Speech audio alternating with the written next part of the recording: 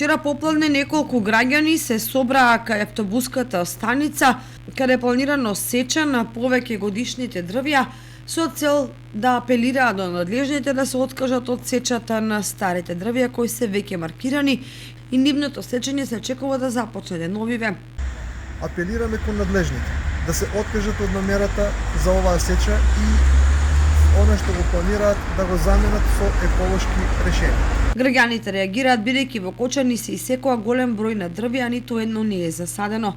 Паркот, кој имаше многу повеќе годишни дрвја, личи на плоштад, а доколку граѓаните сакаат да излезат во парк со зеленило, мора да возат по неколку километри надвор од градот, се вели во нивното соопштение.